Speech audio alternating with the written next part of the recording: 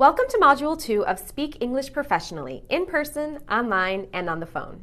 There are 3 lessons in this module, which will focus on connecting through video conferencing. In Lesson 1, we'll look at the basics of meeting online. In Lesson 2, we'll identify and classify expressions, vocabulary, and body language to use during online group discussions. And in Lesson 3, we'll practice applying these group discussion language in various situations. Let's begin.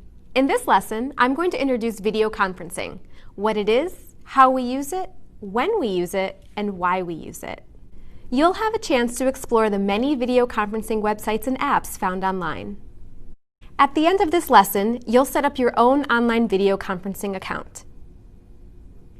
So, what is video conferencing? It is communication through the internet which lets people at different places come together for a meeting. It can involve just 2 people getting together from their offices or many people in many different places connecting. When and why should you use video conferencing? Many of you can probably answer those questions because you are already video conferencing, in English perhaps, or in your own language. Whether or not you already conference online, you know that today's work world is becoming more and more global. Professionals like you, from many different places, are working together and building relationships even when they cannot physically be together. They are meeting, talking, and sharing information by using online conferencing tools. In fact, some Georgia Tech students are interviewed through a video conference before enrolling. During a video conference, participants can also share PowerPoint presentations, videos, and documents. Additionally, the meetings can be recorded so that participants have a permanent record for their use. While meeting online can be very much like meeting in person, there are also special situations that make it different and more challenging. And because English is not your first language, you'll need to spend more time getting ready for English-only meetings. You'll need to plan what you'll say and practice. Your voice can sound different when you use a microphone or be more difficult to understand.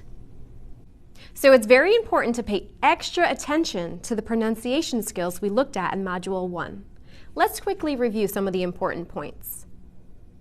Practice speaking slowly and at a steady volume. When we speak fast, it's very hard to understand us, especially online.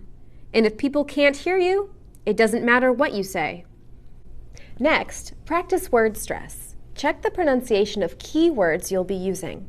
If you mispronounce important words, your listeners will not understand your message. Finally, what do you need to do to speak rhythmically?